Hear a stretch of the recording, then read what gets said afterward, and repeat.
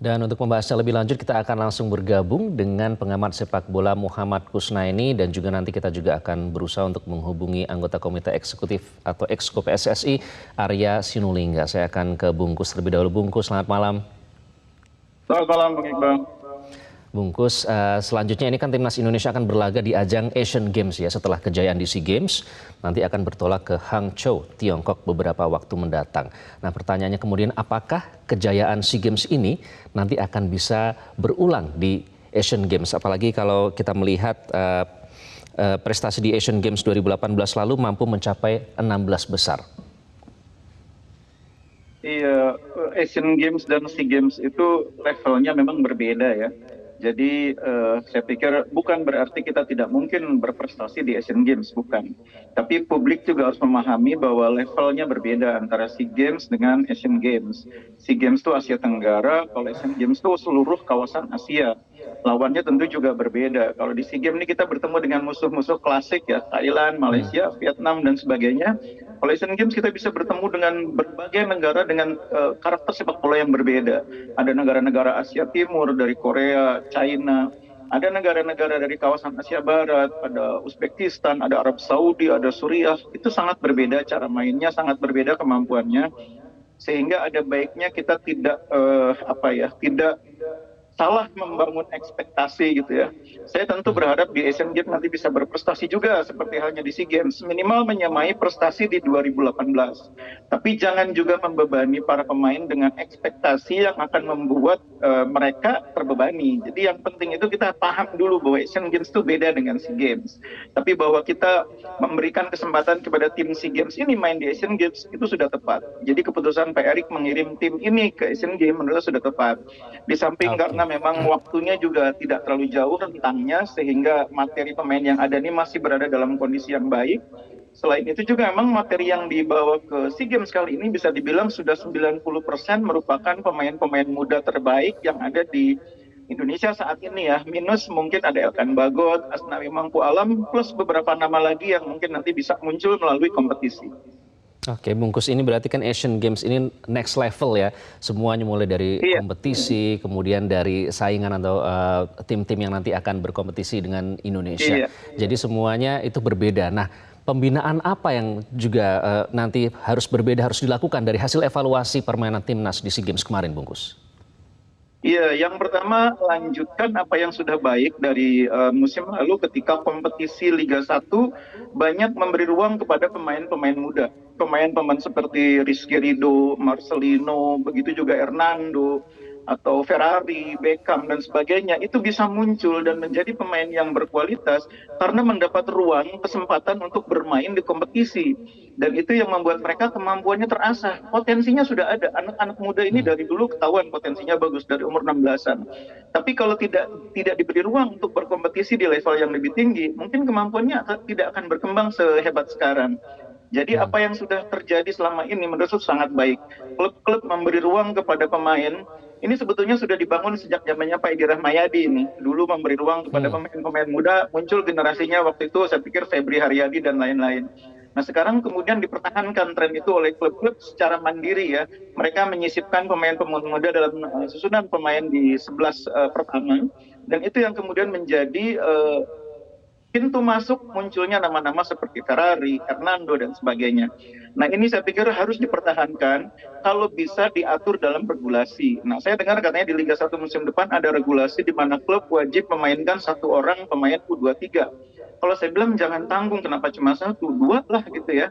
Dua pemain dari kelompok usia di bawah 23 tahun, kalau perlu satu di bawah 23 tahun, satu di bawah 21 tahun, diwajibkan harus dimainkan oleh klub-klub yang bermain di Liga 1.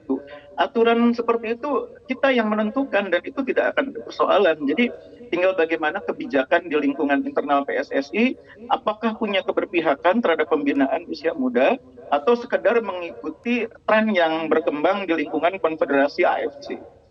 Mungkin nanti kita akan coba tanya ke Mas Aryan. Tapi Bungkus, kalau kita berbicara soal generasi muda, pemain muda tadi yang Anda sebutkan, berapi-api, full throttle gitu ya dalam hal semangat. Tapi yang menjadi challenge selanjutnya adalah kematangan emosi. Kita berbicara soal mental, Bungkus. Iya, Ketua Umum PSSI Erick gitu. Thohir menyatakan U22 jangan sampai terbang ketika dipuji lalu jatuh ketika dikritik. Nah, bagaimana soal pembinaan mental ini untuk kompetisi yang next level selanjutnya? Iya, jadi mental bertanding itu tumbuh dari pengalaman bermain di kompetisi. Makanya kan saya bilang anak-anak muda ini secara skill punya kemampuan, secara fisik mereka juga ada. Tapi kalau mereka tidak pernah punya ruang untuk berkompetisi, mental bertandingnya tidak akan pernah terbentuk.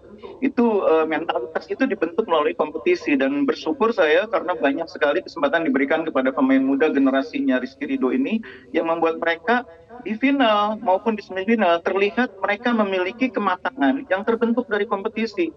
Kita tidak membayangkan apabila anak-anak muda ini terpancing ketika melawan Thailand di akhir babak kedua, itu akan rusak mainnya di babak perpanjangan. Tapi kematangan yang mereka dapatkan melalui pengalaman bertanding di Liga 1 membuat mereka akhirnya di babak tambahan justru bermain jauh lebih tenang, lebih matang dibanding lawannya. Kekhawatiran banyak orang bahwa pemain kita kadang-kadang mudah terpancing, justru sebaliknya tidak terbukti, justru lawan yang terpancing. Nah, maksud saya itu dari sisi kompetisinya. Kemudian dari sisi di luar kompetisinya, nah publik juga harus memberikan porsi apresiasi yang sewajarnya ya.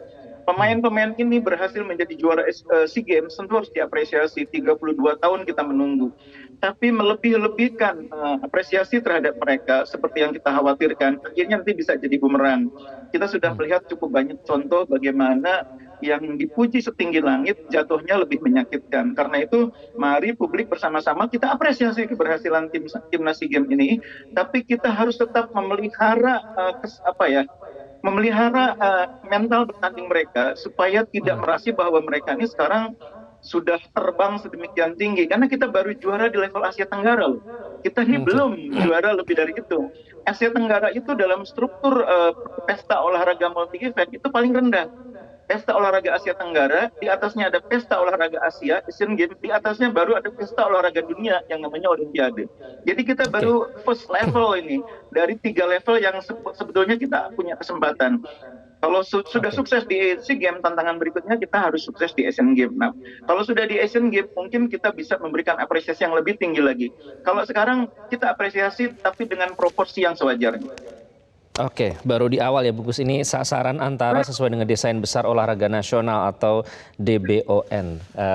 Saya tertarik dengan analisa Bungkus yang menyatakan bahwa nanti pemain muda jangan terlalu banyak bermain medsos ya, kalau bisa fokus saja untuk bermain dan berlatih. Nanti kita akan lanjutkan Bungkus di segmen selanjutnya terkait dengan soal Asian Games ini kan medan perang yang berbeda. Jadi amunisinya harus seperti apa? Anda kembali di Prime Time News dan masih bergabung bersama kita pengamat sepak bola Muhammad Kusnaini dan kita akan langsung sapa anggota Komite Eksekutif atau Exco PSSI Mas Arya Sinulinga. Mas Arya, selamat malam. Suaranya masih belum habis ya? Seharian pawai tadi pakai toa bersama timnas. Selamat malam. Terima kasih Mas Arya sudah bergabung dengan Prime Time News. Mas Arya, setelah pawai juara pemain kemudian akan libur dan fokus ke klub masing-masing. Tadi Pak Erick Thohir bilang ya, berikutnya PSSI akan persiapkan timnas Indonesia untuk Asian Games. Seperti apa persiapan untuk agenda timnas selanjutnya termasuk SEA Games, Mas? Ya kan kita tahu setelah SEA Games ini, langkah kita berikutnya yang di depan mata kita adalah Asian Games dan AFC Cup. Ya, jadi beliau katakan tadi sudah selesai, euforianya sudah selesai, kita akan melangkah lebih jauh ke Asian Games dan AFC. Dan tadi beliau sudah memutuskan supaya pemain-pemain yang sekarang ini itu akan dilanjutkan untuk main di Asian Games. Dan dengan kipernya, dengan pelatihnya adalah Udas Indra Safri. Sementara untuk AFC Cup ini nanti pelatihnya adalah dari Sintayong ya, itu sudah disiapkan oleh beliau. Jadi dengan begini, dan beliau juga mengatakan kita beruntung punya 2 pelatih yang mumpuni yang seperti ini akan sangat membantu kita ya, membantu kita nanti menghadapi pertandingan-pertandingan yang akan dilakukan dan dihadapi oleh timnas kita gitu, Mas. Jadi sudah dipastikan yang nanti akan menukangi timnas di Asian Games dengan Coach Indra Syafri ya, Mas Arya. Ya. Lalu selanjutnya kapan akan dimulai rangkaian persiapan timnas menatap Asian Games dan juga Piala Asia? Ya, ini kan kita tahu bahwa Asian Games kan dalam waktu dekat ya. dan juga nanti sementara AFC kan tahun depan. Tapi kita juga akan melakukan yang namanya FIFA Matchday untuk persiapan-persiapan teman-teman kita timnas ini untuk baik yang senior maupun yang usia yang sekarang ini untuk menghadapi pertandingan-pertandingan yang ini ya yang akan dilakukan. Jadi mereka akan mulai nih ada berapa timnas nasional asing lainnya yang akan kita jadikan uji coba untuk mereka. Di samping itu kita juga akan mencari lawan-lawan atau klub-klub internasional dari negara yang cukup kuat juga sebagai lawan tandingnya kawan-kawan kita dari timnas yang memang dipersiapkan baik itu Asian Games dan AFC ini. Itu Mas. Kenapa itu penting Mas Arya untuk berlatih atau berkompetisi dengan atau uji coba ya dengan pemain asing? Udah pasti, karena kita kan mau mereka terbiasa ya, terbiasa untuk menghadapi pressure baik dari segi fisik maupun mental, ya, dan mereka bagaimana dilatih betul untuk terbiasa melakukan pertandingan internasional itu kan. Karena apapun nanti ceritanya, pasti mereka kan menghadapi juga klub timnas yang kuat di berbagai negara. Kita tahu ada Jepang misalnya di beberapa tempat atau juga ada sebagainya, itu juga jadi pengaruh ya. Tapi kita punya keuntungan nih, AFC kita ternyata sepertinya di tuan rumah. Mudah-mudahan nih jadi sebuah langkah besar kita bisa masuk ke grup berikutnya setelah dimenang di grup ini. Tapi kita lihat nanti lah.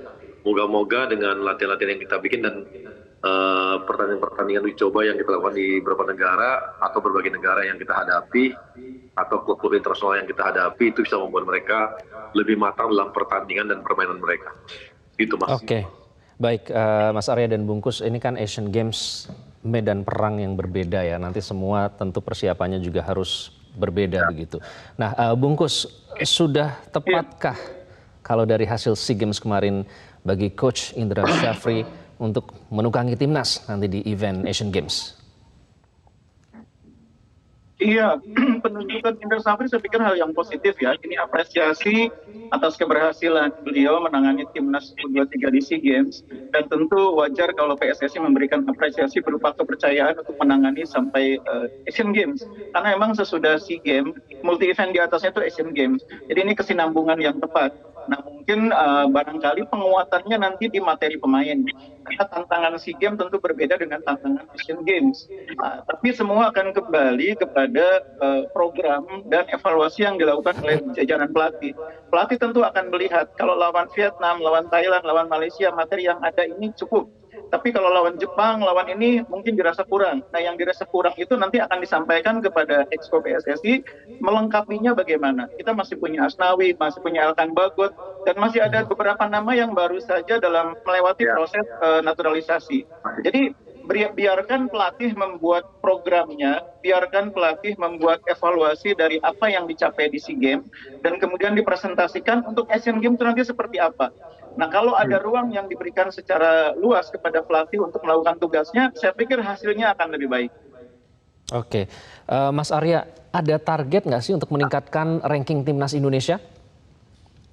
Udah pasti Mas. Tapi kita selalu akan pilih dua ya. Satu, kita akan cari timnas yang bisa kita menaikkan yang namanya ranking kita. Tapi di sisi lain, kita juga akan cari negara yang kuat juga. Tapi kita memang bukan mencari ranking ya, tapi mencari bentuk pengalaman bagaimana kita bertanding dengan timnas-timnas yang sangat kuat di dunia gitu ya. Ini yang lagi kita carikan juga untuk pemain-pemain timnas kita nantinya. Ini adalah dua cara yang kita lakukan. Satu, cari ranking, naikin ranking. Yang kedua, membiasakan mereka bertanding dengan timnas-timnas yang kuat. Itu kan perlu pembiasaan Mas. Orang kalau udah punya pengalaman bertanding dengan level-level tinggi itu akan membuat mereka lebih percaya diri ya. Karena kita tahu kan seperti kata Coach Sin ya mengatakan ini fisik Indonesia ini bagus-bagus, cuma mentalnya, nah itu katanya begitu ya. Nah mental ini kan berangkat dari di samping teknik ya, itu adalah bagaimana mereka bertanding dengan timnas-timnas dengan level-level yang baik ya. Dan kemarin mereka buktikan di SEA Games, mereka mengalahkan semua negara-negara yang kuat di sepak bola di ASEAN. Vietnam dikalahkan, Thailand dikalahkan, Myanmar dikalahkan. Bahkan ketika lawan Vietnam itu kan posisinya 10 pemain loh, dan posisi 2-2, dan mereka bisa membalikkan jadi 3-2. Itu kan juga sebuah bentuk bagaimana mereka secara fisik juga bagus, secara mental juga makin kuat. Demikian juga pada saat bertanding di final itu 120 menit gitu ya, dan mereka lari terus berlari terus, dan artinya fisiknya bagus-bagus, mentalnya juga terlihat mulai keren ya. Dan kita tahu posisi dari 2-1 jadi 2-2 tertinggal ya, tapi setelah itu orang akan mengatakan wah ini bakal jatuh mentalnya, ternyata enggak gitu. Mereka bisa lagi menciptakan gol, jadi nggak tertekan dengan itu. Itu adalah bagian-bagian dari kita lihat bahwa ini teman-teman udah mulai kuat, tapi kembali lagi mereka perlu dikasih pengalaman lebih luas dengan melawan timnas-timnas yang baik gitu. Oke, ini menarik, harus diberikan pengalaman yang lebih kuat untuk menguji mental supaya lebih kuat juga ya dengan drill atau uji coba dengan pemain asing begitu. Nah, Bungkus, nanti ini kan akan berbeda. Pemainnya tentu lebih kualitasnya lebih bervariasi, dan lingkungan atau kompetisi ini akan jauh lebih berat begitu. Nah, masalahnya masih ada kemungkinan soal inferiority yang dialami oleh anggota timnas nanti. Nah, bagaimana menghadapi permasalahan yang mungkin muncul tersebut nanti pada saat berhadapan dengan negara-negara yang prestasinya lebih bagus, yang lebih baik begitu prestasinya dibandingkan Indonesia? Iya, itu hal yang alamiah ya dalam sepak bola. Kalau Anda bermain di lapangan yang menjadi lawan Anda Maradona, yang menjadi lawan Anda Messi, itu mustahil tidak ada perasaan inferior. Nah, karena itu cara untuk mengatasinya salah satunya dengan uji coba, dengan pengalaman bertanding melawan tim-tim yang levelnya lebih tinggi.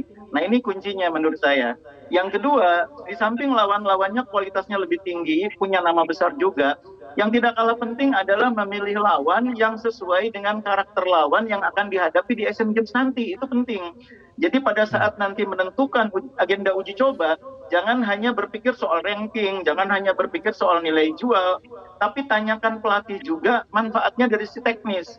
Jadi kalau nanti di Asian Games katakanlah sudah ada drawingnya atau sudah ada gambaran lawan kita adalah misalnya Uzbekistan, kita harus cari lawan yang karakternya mirip Uzbekistan. Kita akan bertemu Korea Utara, maka cari lawan yang gaya mainnya mirip Korea Utara, misalnya Korea Selatan, China, atau Jepang. Jadi itu juga kebutuhan teknis yang nanti harus ditanyakan kepada pelatih ketika kita menyusun agenda uji coba. Uji coba intinya sangat penting karena kita akan menghadapi event yang levelnya di atas SEA Games, dan pemain-pemain kita banyak yang belum pernah bertemu dengan lawan yang levelnya di atas musuh-musuh kita yang sudah ditemui di Asia Tenggara. Jadi penting sekali uji coba melawan tim yang levelnya lebih tinggi supaya cita-cita untuk meraih prestasi, harapan untuk meraih prestasi di Asian Games itu bisa tercapai. Minimal seperti yang saya bilang tadi, menyamai prestasi 2018, kalau bisa lebih tinggi lagi. Mas Arya, apakah itu strategi yang nanti akan dipersiapkan kerjasama dengan pihak luar negeri, terutama dalam meningkatkan kualitas timnas Indonesia? Udah pasti kita lakukan seperti itu. Seperti tadi bahwa ada yang namanya kita cari ranking, iya, ada juga. Tapi sisi lain kita juga mencari yang namanya mereka terbiasa dengan melawan timnas-timnas yang kuat. Bahkan kita juga cari cara, bisa saja tidak harus timnas ya. Klub misalnya, ada klub-klub yang kita lihat klub kuat, kenapa enggak gitu. Yang kita lihat di klub Jepang itu kan kuat-kuat ya, klub di Korea itu kuat-kuat, punya karakter sendiri gitu. Nah itu juga bisa kita lakukan seperti itu. Jadi kita akan cari cara lah, banyak cara yang akan kita lakukan supaya mereka terbiasa untuk bertanding dengan pemain-pemain atau juga cara-cara bertanding orang lawan-lawan dari asing ya. Dengan kalau udah experience yang tadi, kalau terbiasa mereka kan jadi enak bertandingnya, jadi sangat paham gitu bagaimana melawan-lawan itu semua gitu. Gitu Mas. Oke. Baik Mas Arya, bentuk dukungan seperti apa yang dibutuhkan oleh teman-teman kita skuad Garuda nanti untuk bertanding di next level yang berbeda di Asian Games kemudian AFC, bentuk dukungan seperti apa yang dibutuhkan? Yang pasti yang kita butuhkan pertama, mereka kan nanti pasti sekarang ini mereka butuh masuk kembali ke klub masing-masing juga. Artinya kalau masuk klub masing-masing, mereka kan butuh juga namanya liga yang sehat. Liga yang sehat itu membuat mereka akan berkompetisi dengan sangat baik. Ya, jadi kompetisi-kompetisi di liga, LIB dan sebagainya itu akan membuat mereka jadi bagus, jadi kuat gitu, terbiasa berkompetisi dengan baik. Maka kita akan menyehatkan lebih baik lagi LIB kita. Makanya Pak Erik juga sudah mengatakan bahwa pertengahan musim ini akan ada uji coba VAR misalnya. Itulah bagian dari kita menyehatkan kompetisi kita. Di samping itu, kemudian support tadi bahwa mereka perlu dikasih pengalaman-pengalaman bertanding internasional, ya. Dan juga kami juga lagi mencari-cari ya, mau tahu pemain-pemain lokal kita bisa kita dorong bermain di luar negeri. Artinya di kompetisi-kompetisi di luar negeri juga. Mungkin perorangan-perorangan yang mereka akan terima dilakukan di luar itu bisa juga terjadi. Misalnya ada ruang-ruang, kan kita tahu nih, ketum PSSI kita ini kan jaringannya cukup kuat dan cukup bagus. Ya, bahkan sekarang pun dia masih punya klub di Inggris ya, Oxford ya. Dan sebelumnya dia pun ada di Inter Milan dan sebagainya. Ya, mudah-mudahan dengan jaringan-jaringan yang dimiliki beliau ini, pemain-pemain kita juga punya kesempatan yang dia lihat bisa didorong untuk maju masuk ke klub-klub di luar negeri. Ini memang diperlukan. Jadi Mas, itu yang pertama lah tadi kompetisi klubnya bagus, ya support seperti itu. Kemudian kita biasakan mereka berkompetisi dengan tim dari luar negeri, dari asing gitu ya. Baik yang setara maupun yang di atas kita, ataupun klub-klub yang punya kekuatan dan cukup bagus klub-klubnya, dan kemudian ya suasana yang memang kita bangun, Mas, sambil menghilangkan dikotomi ya. Kita kan tahu ini ada dikotomi kemarin lokal lah, dikotomi naturalisasi lah, dikotomi mengenai pelatih asing lah, pelatih nasional lokal lah. Ini udah lah, kita hentikanlah itu semua. Mari kita bersatu, lihatlah ini semua sebagai bagian untuk membuat Indonesia semakin baik timnasnya gitu. Ini akan kita lakukan semua, Mas. Apalagi sudah ada 2 coach andal ya. Bungkus, bentuk dukungan seperti apa yang dibutuhkan? Iya, yang pertama seperti yang saya setuju dengan Pak Arya bahwa dukungan itu penting terhadap keberlangsungan peningkatan kualitas pemain. Nah, salah satu bentuk dukungan yang konkret adalah sinkronisasi jadwal liga dengan jadwal tim nasional. Jangan lagi ada cerita tim nasional membatasi pemanggilan hanya 2 orang per klub atau 3 orang per klub. Biarkan pelatih menentukan materi pemain yang sesuai kebutuhan tim. Nah, itu kuncinya sinkronisasi agenda antara agenda liga dengan agenda tim nasional. Dari sekarang ini dibicarakan, jangan sampai di tengah jalan nanti ada benturan jadwal sehingga akhirnya pemain ditarik oleh klub, ditarik oleh tim nasional sehingga pemainnya bingung dan akhirnya pemain merasa menjadi pihak yang dijadikan korban gitu. Itu yang pertama. Yang kedua, juga jangan menutup diri terhadap kemungkinan mendatangkan atau menambah materi pemain di luar yang sudah ada. Jangan ada pikiran timnas SEA Games ini yang sekarang semuanya harus berangkat ke Asian Games. Nggak bisa begitu. Sepak bola nggak boleh begitu.